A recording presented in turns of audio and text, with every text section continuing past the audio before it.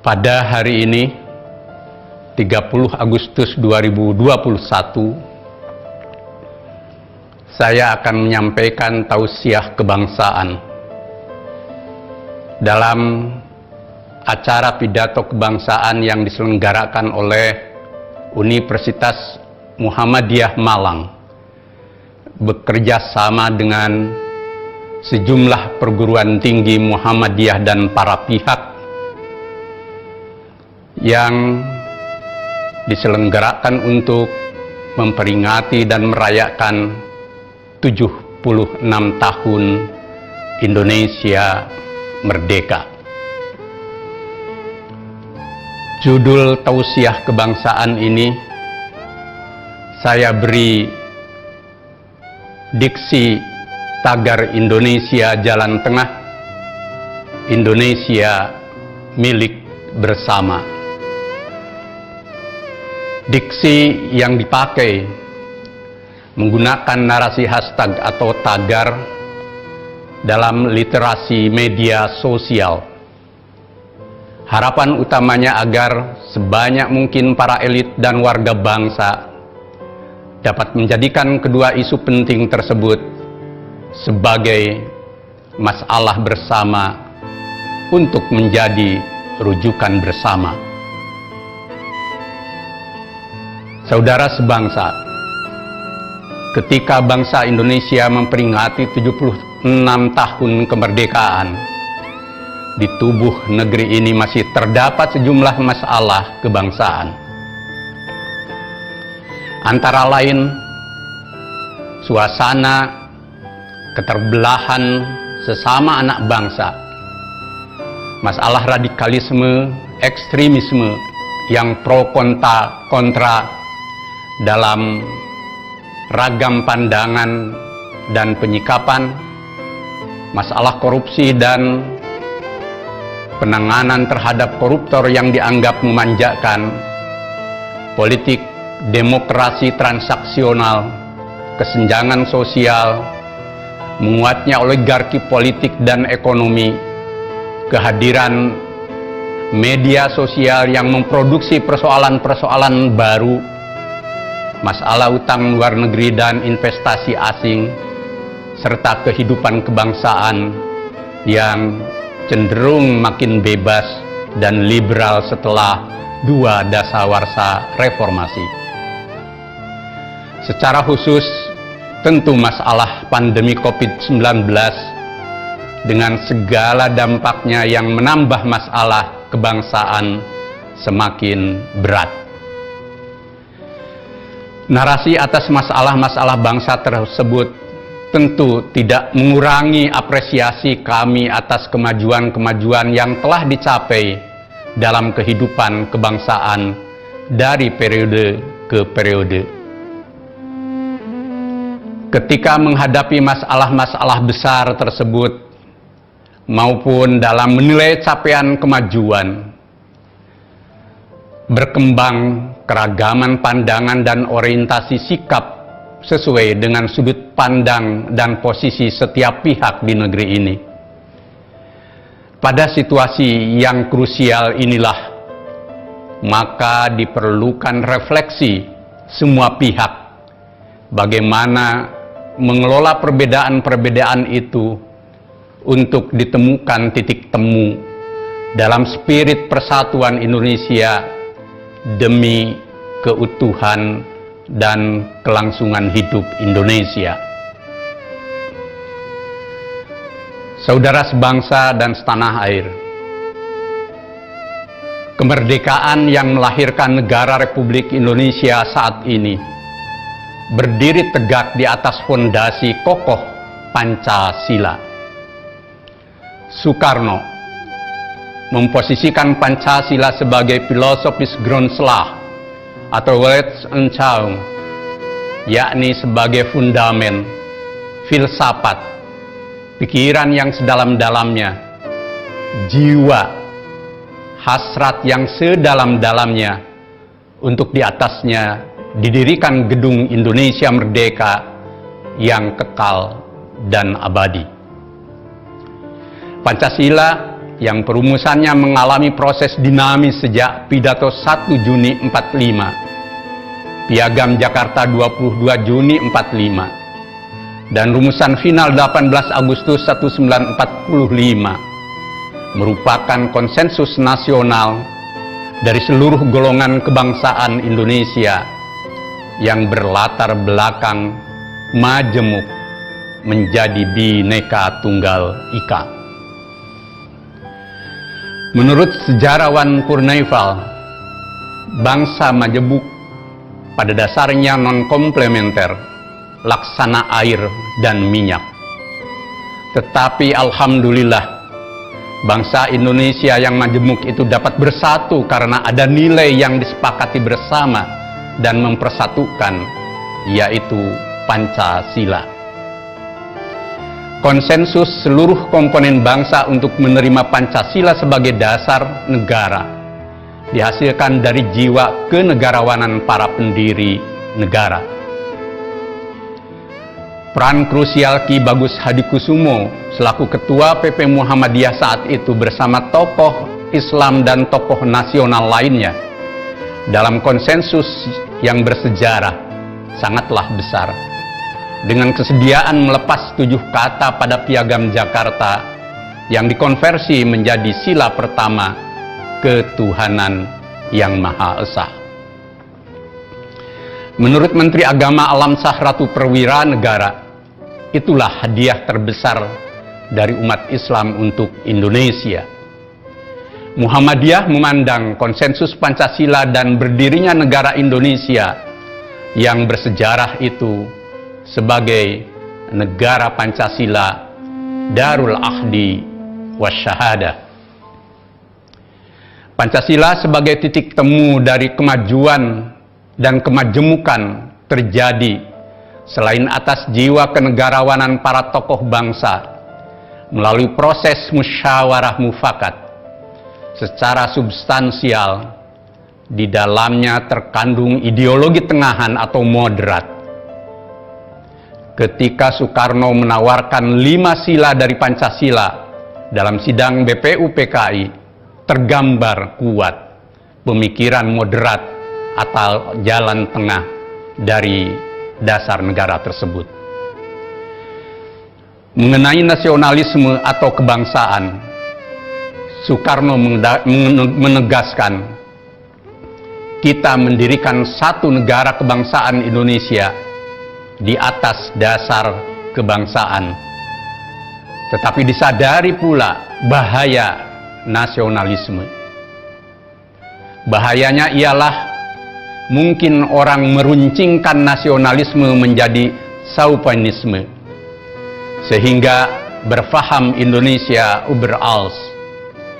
Bung Karno lantas mengingatkan, jangan berkata bahwa bangsa Indonesia yang terbagus dan termulia, serta meremehkan bangsa lain. Kita harus menuju persatuan dunia, persaudaraan dunia, menuju pula kepada kekeluargaan bangsa-bangsa. Mengenai sila kedua internasionalisme, Soekarno pun mengingatkan, tetapi jikalau saya katakan internasionalisme, kata Bung Karno, bukanlah saya bermaksud kosmopolitanisme yang tidak mau adanya kebangsaan, yang mengatakan tidak ada Indonesia, tidak ada Nihon, tidak ada Birma, tidak ada Inggris, tidak ada Amerika dan lain-lainnya. Internasionalisme tidak dapat hidup subur kalau tidak berakar di dalam buminya nasionalisme. Nasionalisme tidak dapat hidup subur kalau tidak dalam taman sarinya internasionalisme.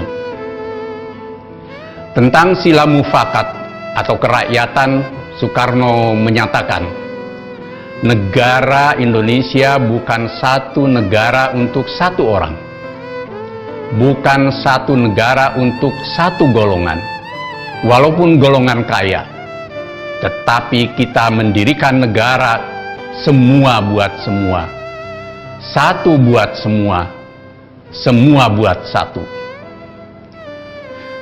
Saya yakin, kata Soekarno, syarat yang mutlak untuk kuatnya negara Indonesia ialah permusyawaratan perwakilan. Menurut Bung Karno, kalau kita mencari demokrasi, hendaknya bukan demokrasi barat, tetapi permusyawaratan yang memberi hidup, yakni politik ekonomis demokrasi yang mampu mendatangkan kesejahteraan sosial. Demikian halnya tentang sila kesejahteraan atau kesejahteraan sosial. Prinsipnya, tidak ada kemiskinan di dalam Indonesia merdeka.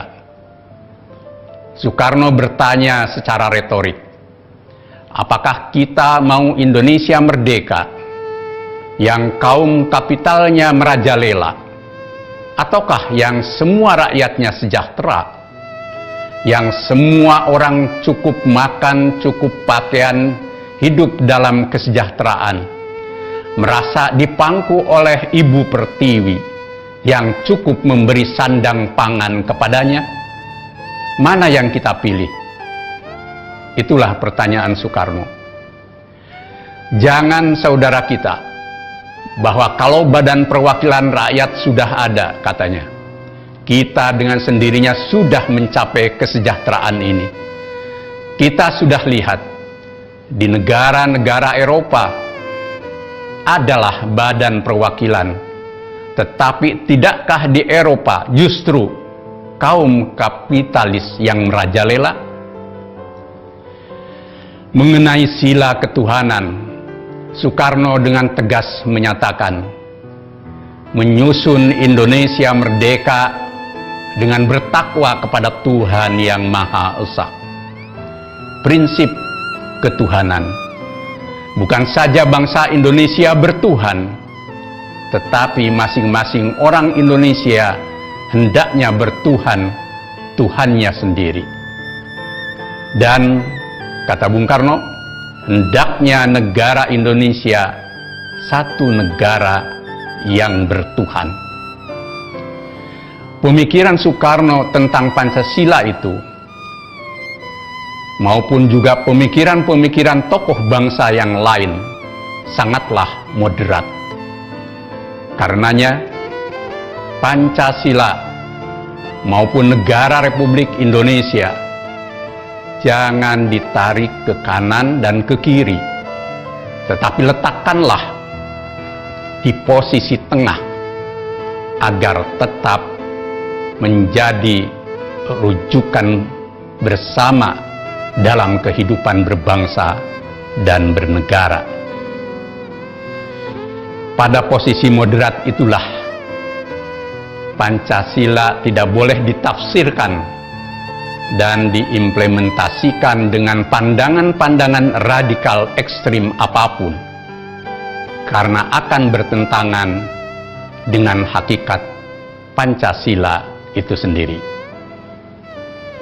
Pikiran-pikiran nasionalisme yang radikal ekstrim, ultranasionalisme, chauvinisme, keagamaan yang radikal ekstrim, seperti cita-cita negara agama atau teokrasi, fundamentalisme agama, multikulturalisme radikal ekstrim, seperti paham demokrasi, hak asasi manusia, pluralisme, dan toleransi yang ekstrim, yang berbau liberal sekular, maupun sosial demokrasi, dan segala ideologi radikal ekstrim lainnya, seperti komunisme dan liberalisme sekularisme, tidaklah sejalan dengan Pancasila yang berwatak dasar moderat.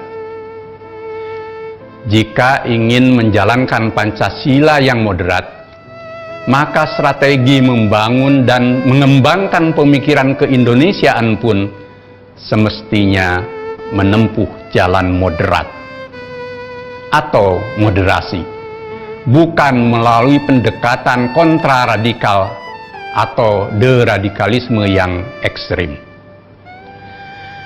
Isu kontroversial seputar tes wawasan kebangsaan, survei lingkungan belajar, lomba pidato tentang hukum menghormati bendera, dan pemikiran-pemikiran pro kontra lainnya yang berkembang terakhir ini mesti dihindari jika ingin meletakkan Pancasila bersama 3 pilar lainnya, yaitu NKRI, Undang-Undang Dasar 1945, dan kebinekaan sebagai ideologi jalan tengah yang moderat.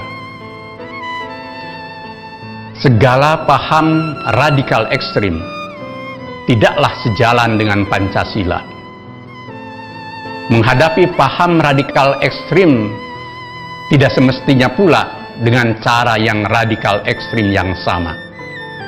Karena selain akan melahirkan radikal ekstrim yang baru, pada saat yang sama bertentangan dengan jiwa Pancasila yang moderat. Pikiran-pikiran loyalis maupun kritis yang hidup di tubuh bangsa Indonesia seyogianya mengandung pikiran dan cara-cara yang moderat atau jalan tengah dan tidak berparadigma radikal ekstrim. Inilah jiwa dan karakter Indonesia berdasarkan Pancasila yang moderat, Indonesia jalan tengah. Hadirin saudara sebangsa dan setanah air, Ernest Renan tahun 1882 menulis, bangsa atau nation ialah suatu solidaritas besar yang terbentuk karena adanya kesadaran bahwa orang telah berkorban banyak dan bersedia untuk memberi korban lebih lagi, yaitu persetujuan, keinginan yang dinyatakan secara tegas untuk melanjutkan hidup bersama. Menurut filsuf Prancis yang menjadi rujukan para pendiri bangsa Indonesia seperti Soekarno, Sunaryo, Muhammad Yamin, bahwa asas kebangsaan atau nasionalitas itu berbeda dengan asas ras. Indonesia sebagai negara bangsa atau nation state merupakan titik temu atau moderasi dari segala proses dan keragaman. Menurut Anthony Reid, Indonesia menjadi titik temu persatuan nasional seluruh rakyat Indonesia dari berbagai golongan sebagai era baru yang di era Nusantara berpencar dan menjadi entitas sendiri-sendiri yang tidak mengarah ke persatuan. Soekarno dalam pidato 1 Juni 45 menegaskan bahwa kita hendak mendirikan suatu negara semua buat semua. Sedangkan Muhammad Hatta mengatakan pentingnya kolektivitas dalam berbangsa dan bernegara. Dari Dwi Tunggal pemimpin Indonesia itu maupun dari para pemimpin bangsa lainnya,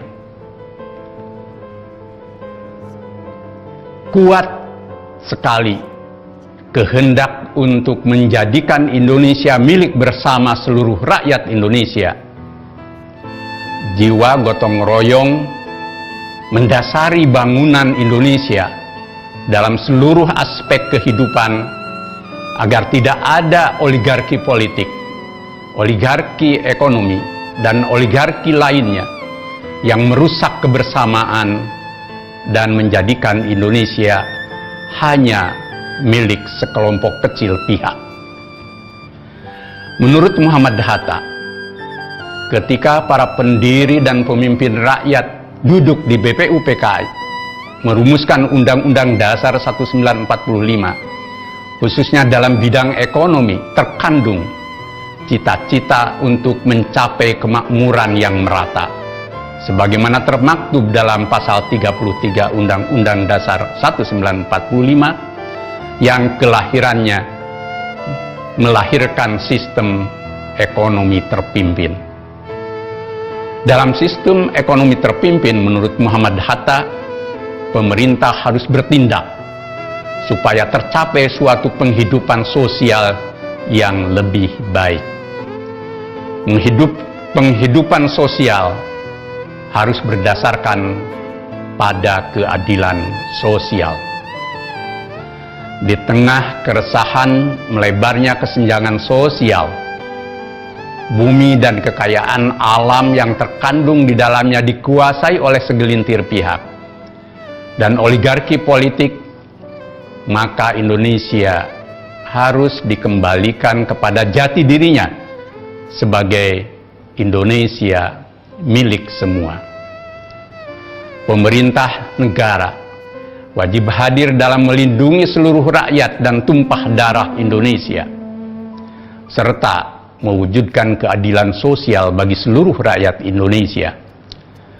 Di negeri ini tidak semestinya berkembang siapa yang kuat, dia yang menang dan menguasai Indonesia. Manakala hal itu terjadi, maka Indonesia dapat terpapar radikalisme ekstrim dalam bentuk lain, yang tentu saja tidak sejalan dengan Pancasila. Indonesia wajib hukumnya untuk menjadi milik bersama. Karenanya, jiwa Bhinneka Tunggal Ika penting terus digelorakan di tubuh bangsa ini. Bukan hanya untuk menumbuhkan sikap bersaudara dalam kemajemukan SARA, tetapi juga menegakkan kebersamaan secara politik dan ekonomi agar tercipta persatuan Indonesia dan keadilan sosial bagi seluruh rakyat Indonesia. Kami percaya masih banyak anak bangsa, termasuk para pejabat negara, politisi, dan pengusaha yang berjiwa luhur untuk tercapainya Indonesia milik bersama. Saudara sebangsa dan setanah air, ketika Indonesia merayakan kemerdekaan ke-76 dengan segala masalah, tantangan, ancaman, dan peluang yang dihadapinya, marilah pemerintah dan seluruh komponen bangsa menyatukan jiwa, pikiran, dan langkah menuju terwujudnya cita-cita Indonesia merdeka yang bersatu, berdaulat, adil, dan makmur. Jalan masih panjang dan terjal menuju Indonesia yang diidamkan itu. Keragaman pandangan dan pengelompokan tidak semestinya kita menjadi retak dan pecah belah sebagai bangsa. Disinilah pentingnya jiwa kenegarawanan seluruh elit dan warga bangsa untuk membawa Indonesia menuju negeri idaman dalam semangat persatuan. Kami percaya masih banyak elit dan warga bangsa yang berhati luhur dan mulia, baik, jujur, dan terpercaya dalam berbangsa dan bernegara. Bila masih terdapat sebagian saudara-saudara kita yang salah dan hilaf, serta memiliki kehendak yang berlebihan dan bersifat egoisme dalam kehidupan berbangsa dan bernegara, masih terbuka jalan Tuhan untuk kembali ke jalan yang terang dan tercerahkan. Kuncinya ialah ketulusan, kejujuran, dan kebersamaan dalam berbangsa dan bernegara milik semua. Luruhkan ego diri, kroni, institusi, dan golongan dengan mengedepankan kepentingan bangsa dan negara demi masa depan Indonesia yang dicita-citakan para pendiri negara. Ketika bertumbuh gagasan dan kehendak yang berkaitan dengan hajat hidup bangsa dan negara, maka berdirilah dalam posisi tengahan dan jauhi jalan ekstrim. Tempuhlah musyawarah mufakat, serta hindari sifat mau menang sendiri. Tumbuhkan jiwa dan alam pikiran ketuhanan, kemanusiaan, persatuan, kerakyatan, dan keadilan sosial sebagaimana terkandung dalam falsafah Pancasila yang harus diwujudkan di bumi nyata dengan keteladanan. Ketika kini tumbuh kembali gagasan amandemen Undang-Undang Dasar 1945, dengan kerendahan hati saya mengajak seyogianya dipikirkan dengan hikmah kebijaksanaan yang berjiwa kenegarawanan yang autentik. Belajarlah dari 4 kali amandemen di awal reformasi yang mengandung sejumlah kebaikan dan kemajuan, tetapi menyisakan masalah lain yang membuat Indonesia kehilangan sebagian jati dirinya yang asli. Jangan sampai di balik gagasan amandemen ini menguat kepentingan-kepentingan pragmatis jangka pendek yang dapat menambah berat kehidupan bangsa, menyalahi spirit reformasi 1998, serta lebih krusial lagi bertentangan dengan jiwa Pancasila dan Undang-Undang Dasar 45 yang dirancang bangun oleh para pendiri bangsa 76 tahun yang lalu. Disinilah pentingnya hikmah kebijaksanaan para elit negeri di dalam dan di luar pemerintahan dalam membawa bahtera Indonesia menuju pantai idaman. Indonesia yang bukan sekadar ragad fisik, tetapi menurut Mr. Supomo, Indonesia yang bernyawa. Itulah Indonesia jalan tengah dan Indonesia milik bersama. Terima kasih. Nasrun minallah wa fathun qarib. Wassalamualaikum warahmatullahi wabarakatuh.